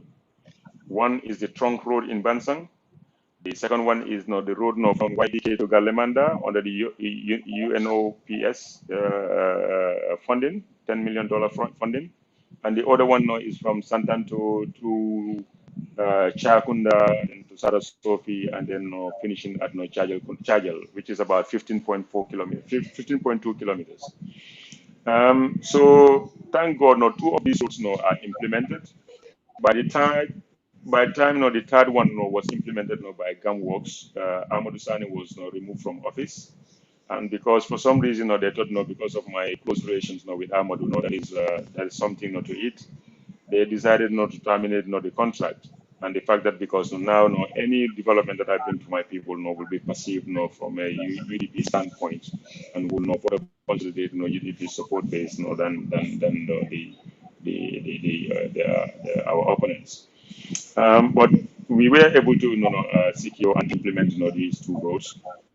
Apart from the smaller roads, these are the two major roads that we did, which attracted quite a lot of funding. The other issue was to do with electricity. So when I first came in, Bansang had no standalone power station, which was running on light fuel. So small generators about the capacity of about 800 kilowatts, 800 kVA, and the second one was even not working. So I had to pursue a court, proceeding to get the court to order the Ministry of Works. Is it the Ministry of Works? No, or the Ministry of Energy to release the standby generator that was at Kanilai and the IJAMIS compound in Kanilai, to utilize it in Bansang to use it as a backup. So that was the situation then. But however, this was this issue was basically not didn't solve our problem because the erratic supply of electricity was rampant. Was like on a daily basis. Some people will have electricity, some will not have. So I supported the cause of the roadmap that was developed by NAWEC. So I became a very close partner to NAWEC in the sense of lobbying to see to it that the roadmap was developed to build the capacity in Basse and connect Bansang to Basse. So luckily, this was not implemented. It took a while, but even my constituents, were very frustrated. Some of them were challenging me constantly, but I told them, look, this is government. Things are not quick. Things don't happen overnight. So just bear us now, and we'll get to it. Inshallah, the plans are on the way. So when they started putting up the poles, I mean, the people came back to me, said, "Oh, we thought you were lying to us, but thank God, we are seeing signs of the poles not coming." So eventually, Bansang was connected with Basse, and Basse's capacity, was increased, and Basse was now not able to serve all the way to Jaring up to 19 hours a day, uninterrupted. Wow. And with future plan to actually make sure that we go 24 hours. And the only way we can do that now is to make sure the productive base, that's the agricultural base, and the health sector base, is supported to increase their capacity so that they can consume more electricity. That way, in the odd hours, between 3 o'clock in the morning till 8 o'clock in the morning, there should not be any shutdown because of the low consumption of light. So to do that, I need to support the hospital. And this is why, when a philanthropist, was ready to support the cause, I was, in Washington at the time, and I got a call from Power Up Gambia. They said that, they have invested, about 64, 64 kilowatt solar farm in Buyam Hospital. But since then, about 7 years now, they've been trying to get an IPP contract now with NAWIC, so that they can add more panels now to BM, and then therefore BM, the excess that BM Hospital will generate will be sold to NAWIC. But for 7 years now, they couldn't get that done, since the Ajame time. So I said, well, no, look, I am not a magician, I don't, part waters or move mountains, but one thing I know is I can make a case. So I came, to town when I came back from the US. I challenged, the Ministry of Health with their own strategic policy. The Ministry of, the National Health Strategic Policy, policy document, 2018 to 2025. I took that, the whole bulk document, to the ministry and said, no, this is your strategic policy. This is what you want to achieve in the next 7 years. Now, how far are you? And as far as, and particularly about Bansang Hospital, and I did my research. I knew that Bansang Hospital at the time was spending something close to their whole subvention. That's about $380,000 on fuel alone. So all the money that they pay, their staff, was generated from the ticket sales, of patients coming to the office, to the hospital. So I said, this is not sustainable, and this is exposing the hospital to a lot of, to lack of development. So we, therefore, I want you to support this.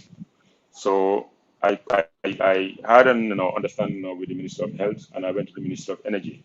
I said, okay, you have a development, a roadmap that is developing, a two-year roadmap that by the end of the 2 years, you want to electrify certain amounts of communities within the Gambia. Now I have come to help. I am coming with a 250 kilowatts electricity grid. That is going to be an IPP between the health, the hospital, which is under the health, and you, the NAWEC, under the Ministry of Energy. So it's two sister institutions that are going to partner under an IPP that's like independent power production agreement, and therefore both the hospital and NAWEC will benefit. The hospital only needed about 60 kilowatts of energy every day, but we are going to have 250 kilowatts.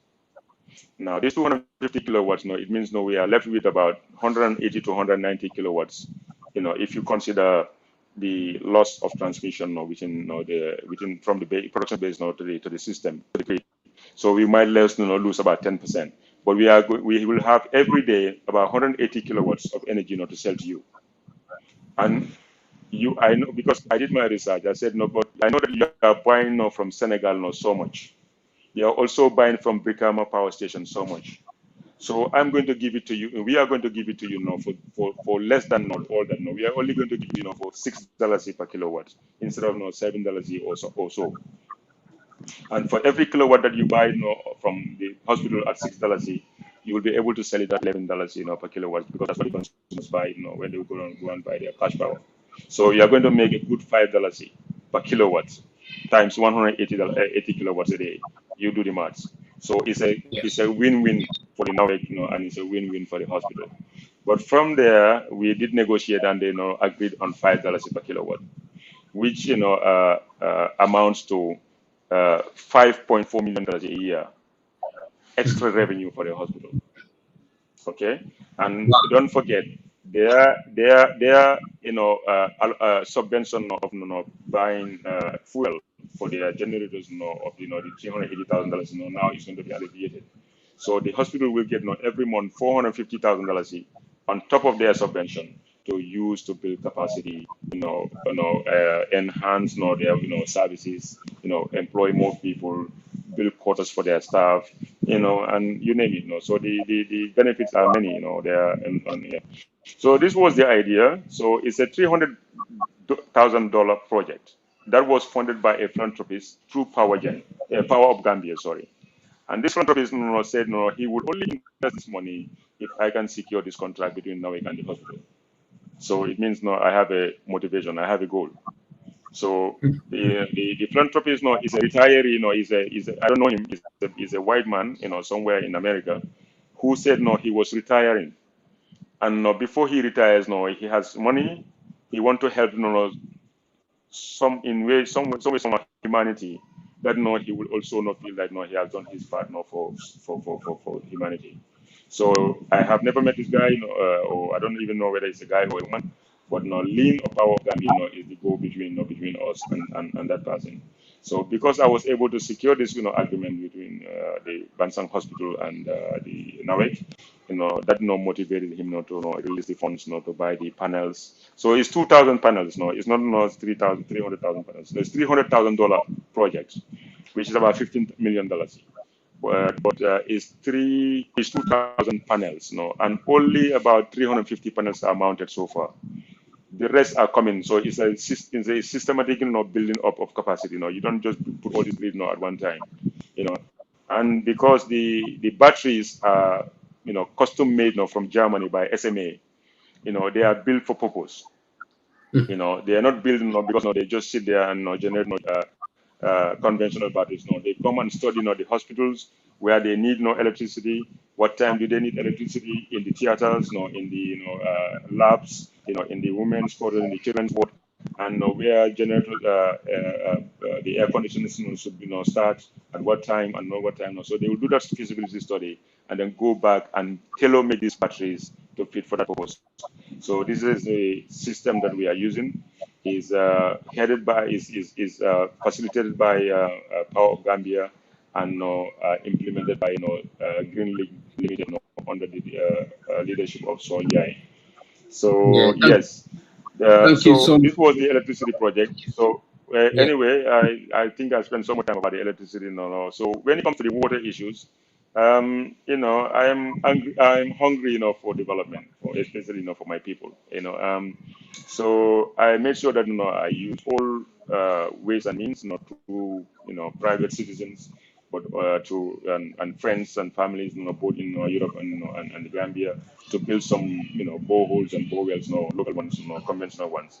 But when the government attracted funding from JICA, that's the Japanese fund, who did the ice plants in Sanyang, Gunjur, and Bakaw and Banjul. So they had 35 boreholes. No, they had about 20 something boreholes, and another 12 boreholes, from the SSP, that's the Sahel, Saudi Sahel project. So together, in those two projects, I was able to, get 7 out of 35 boreholes. So my bigger communities, that are of no more than 1,000 to 5,000 people, they got this big tank, boreholes. Like, I'm talking about industrial scale, which can serve, 2 or 3 villages, in the cluster. So we were able to implement, five or four of those 7, and the 3 are now undergoing on the way. But I have also able, to under the COVID World Bank, project fund relief project support project. I'm able to to secure another 17 boreholes of similar wow. capacities. So my constituency is big, is the biggest in the Gambia, because I have 135 villages. So this is still, to me, this is still too small. I want to see to it that, before the end of my term, God willing, that there is no community in my constituency, that goes, without clean, potable water. That's my drive. You know. Yeah, So Mr. coming back to the Honorable. coming back to the Gunjur case, I think you Yeah, know my association with Gunjur and Sanyang, because my business is based in Sanyang. And the Gunjur case now is just unfortunate. It's very, very, very unfortunate. And I tell you what, we can blame each other, we can blame individuals, we can blame political parties for this and that. But all we have to blame now is the government. The government is the driver of the foreign policy. And any government's foreign policy should be based on a win-win situation. We have products that no other countries need. No problem. We don't have a problem, with some investors coming to town and set up shop and also take some of the goods or the raw materials that we need for their own. Along the way, they create employment and do this and do and the other. However, this should not be exploited to the point where it's at the detriment of the national interest. And this is what we are seeing in the Gambia. People like me have been in the forefront of promoting fisheries in the Gambia.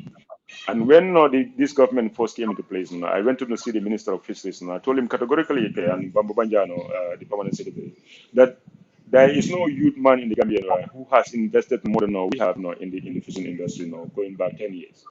We've pumped, we left the beauties and the all the good standard of living of the UK to come home and start promoting the fishing industry in a very remote town of Sanyang where there's no electricity and there's no water. But we brought electricity there, costing us $1.7 million. We brought no water for the people. We fixed the roads on so many occasions, but government has never intervened to support and help our cause. But now the time has come. Now, I had minister saying that they're going to create young millionaires. I cannot be a millionaire because I'm in the legislature, but I can tell you, my business deserves support. And through me, I want to create 200 jobs in the next 6 months. And this is the plan. I put the plan before them, and you can see, I even invested already our own money, $2 million of our own money, to go and start building boats, because each boat will cost $540,000 to have the whole boat and the nets and the machines and the GPS systems to make sure that they can take 15 kids away from the shores into sea and with the Senegalese captain, because captain we cannot get Gambian captains, but after 2 years each of these kids will be trained on how to use the GPS, how to run the machines, how to use the nets, and therefore after 2 years they will graduate and will buy them their own, not like working for us anymore, but their own independent boat. Because we went to Gaipa and we went to Empretech and we went to the YEP and we told them that we can have an MOU. These kids will be on our books. But in the plan of 2 years, we will pay them minimum $20,000 a month. That's their money. Take home. Apart from tax and social security contributions, they don't have to take anything away from it. But we will save them another $10,000 in a pot for the next 2 years. So at the end of the 2 years, they will get minimum $240,000. Now you can meet us halfway and invest the remaining balance to make sure that they're able to get their own boats and they become their own captains. Yeah, fantastic. Yeah, Mr. Honorable, this is good news. Blah blah blah. No, and if we want to do this project ourselves and take a loan from the bank, conventional, the commercial bank, we needed minimum $6 million with 24% interest. There is a risk that we might fail, and we would have failed especially with the emergence of the COVID-19. So luckily we tried we avoided that thing when the government did not come in. We were taken around everywhere. Or there's there's this SDF, the Sustainable Development Fund. Yeah, you can use that money, but you can do this all a lot of talk but no commitment. But instead what we are seeing is instead of we being promoted and local content being promoted, what they did was give Chinese contracts, agreements, licenses to go and explore this season. When we are on a daily basis alarming and raising this awareness that look, we cannot go on social media and make noise. That's not me, especially a National Assembly member. I cannot do so much noise. I can raise awareness. I can here and now, actually come in and tell them what I think about certain issues. But I don't want to go to those levels of exposing the lack of cooperation from your end, from your ministry. But what you need to do is you need to build local content. You go to Zambia, 35% of the industry of Zambia, fishing industry in Zambia is controlled by the Zambians. Why can't we do the same thing? All these youths I'm talking, you go to Tangier today, they will tell you. When we are coming here in 2009, there were rows of youths sitting on the loitering on the beach side. We employed all of them. We bought 8 trucks and put 4 youths in every truck. Tell them not to go anywhere they like, Tambakunda, Basse, Zigansor, Kaulak, all the way to Dakar to sell. Some even will go to Pirada in Guinea-Bissau. Some will go to Nokai in Mali to make sure that they go and sell their fish. And every time they come back, they own 30% of the proceeds. Yeah. So some of them were able to marry, get wives. Some of them build their own houses. Some of them were able to buy a secondary car for themselves and give it to their young brothers. So this is what we know. But for some reason, this government has failed to encourage the youth, especially in the but instead exploited them from their natural resources. And that's what we have seen in Gujur, that's what we have seen in Sanyang, that's what we have seen in Tanje, Brufut, Bakau, all the way to Banjul. But I can assure you, a UDP government understands this industry. There are people like me, and there are experts behind me who understand this industry more than I do. I can tell you for a fact, we are not going to take any business in the Gambia. But any contract that is signed by this government with any businessman, we will review that contract, and if we feel that it's not in the interest of the Gambian people, we will not terminate the contract, no matter what investment you have here, because we cannot go on as a country on the backs of poor Gambian people. We cannot. We cannot pollute our environment by encouraging certain activities here in our soils. So this is my personal view. I don't know whether this will be shared with my party executive, but I can tell this much that I am confident that they will actually agree with me to a degree that such things don't happen. Thank you, Mr. Honorable Jawara. Thank you so much. You nearly convinced me to be on your side. I think you are a great politician. With that dazzling here, I am kind of convinced. And Lamin Manjang, I say hi to Jankomane. Lamin Manjang say, wow, innovative and smart lobbies in the interest of your people. From Bob Honorable, it is disheartening and heartbreaking to learn about the corrupt practice of some of the reckless government officials on my Gambia. This must stop quickly through proper change government. And before we go, finally, Honorable, Boubacar Sidik Jabme is kind of celebrating. He said, this is what happened when ingenuity meets patriotism, hard work, and wavering dedication to the national cause. These are the cardinal principles of UDP by which Sanna Jawara lives by, and it's paying dividend with or without help of central government.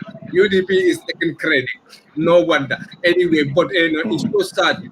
If you can secure, a hospital, and every year that hospital is going to incur about 4.5 million to the community to finance the projects of the hospital.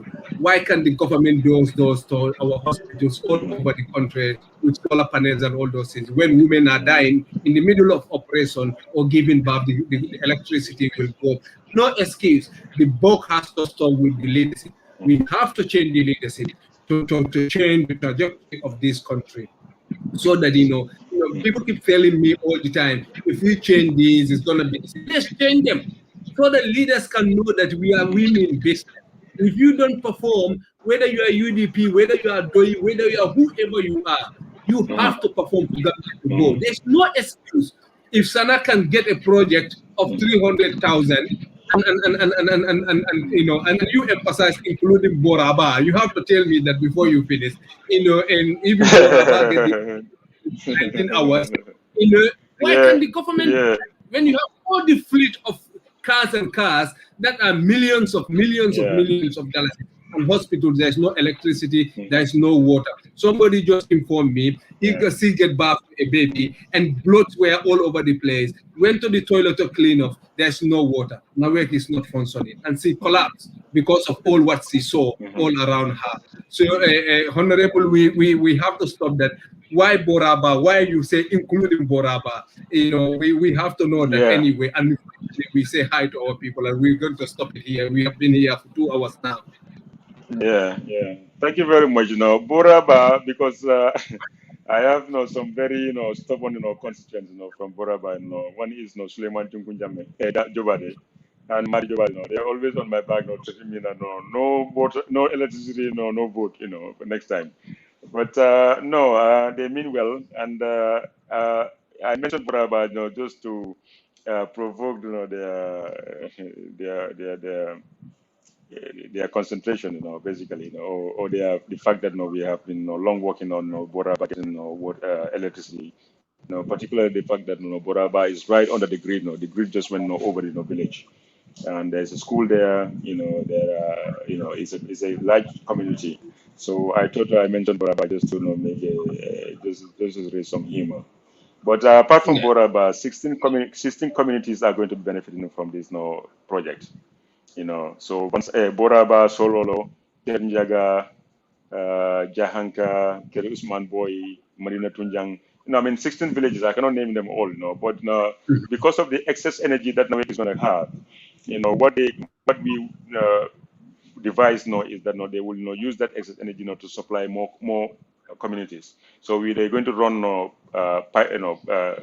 transmission lines into these community, new communities that have never enjoyed electricity. So apart from the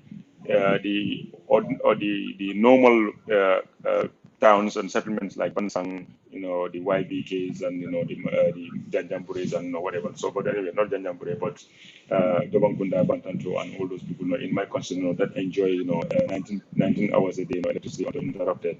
Now we are going to go 24 hours, but 16 new communities and villages will also enjoy uninterrupted electricity. And what we see in that is that we're going to see an exodus and a movement of agricultural productivity. Because we're going to actually bring access to cold storage facilities where the villagers can go into horticulture and their farm produce like garden eggs, pepper, bitter tomatoes or whatever. They can be produced and then stored, and we will bring a link between farm fresh in Gambo, who is going to buy those produce from them. So, but until the transportation come to carry it back, to Combo, we can actually store it, and there'll be access to electricity. But not only that, but you have to understand where there is electricity, the opportunities are limitless, unlimited. We can have mobile phone charging businesses, cropping up. We can have tailoring shops coming to these villages. We can have all sorts of businesses that will need energy to start. And so this was the idea. So the idea is a very broad concept from my and I just developed these concepts, just sitting here thinking aloud and making a good argument, like if I'm preparing for a court case. So when I go to meet these stakeholders, I make sure that they don't have any room to maneuver. So I give them the whole 9 yards of the prospects of this this project, and this is why Make and the hospital were very convinced that this is a win-win situation, and therefore they promoted. So Boraba, yes, Boraba is a very big community in my constituency who deserve electricity. And just before Boraba, just after leaving Bansang is Sololo. Solo is another big community which is just next to the power station, but yet they don't have access to the electricity grid. But like I said, the Mabalis, the mainly the northern part of my constituency, are going to enjoy, access to electricity for the first time in our history, which I think was, interesting. Thank you, Honorable. Please, your final thought, in 1 minute.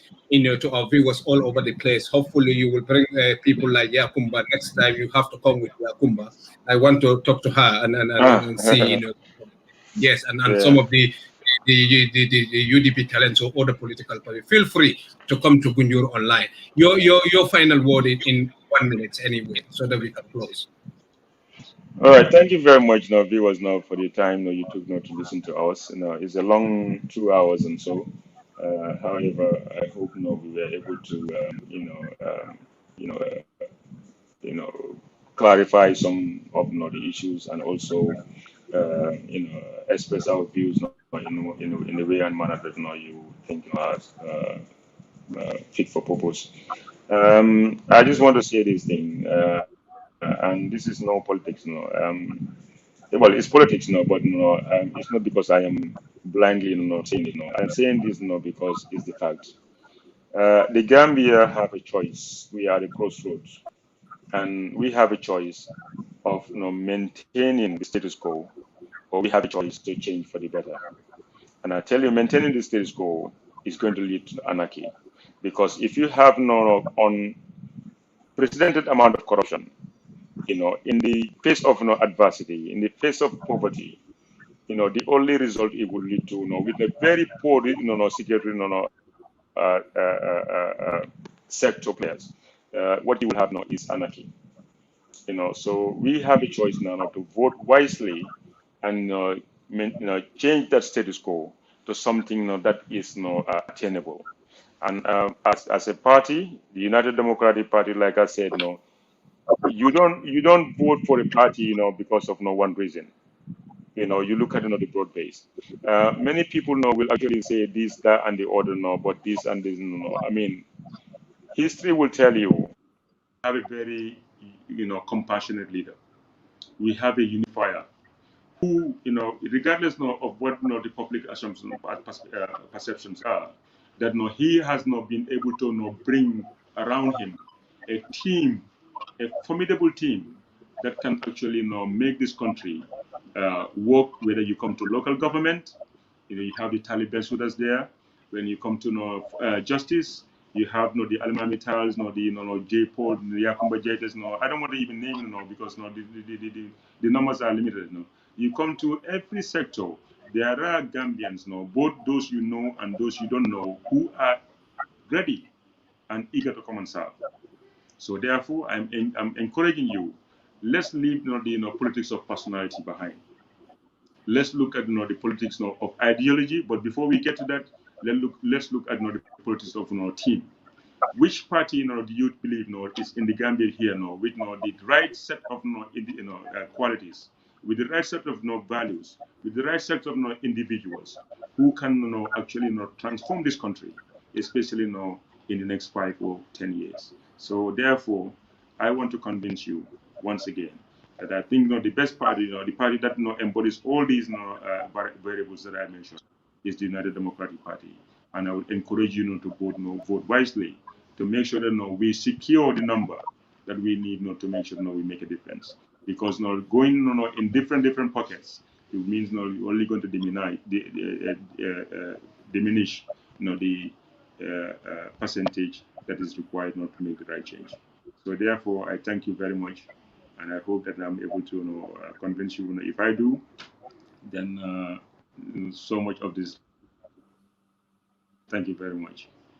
Thank you, Honorable. Thank you so much. Really, you've dazzled everyone else here, and the dialogue has been very, very fruitful. Thank you to all our viewers all over the place. Thank you to our boss and the host, the technician behind the program, and everybody else. Have a good night. Thank you, Honorable. Welcome. Thank you.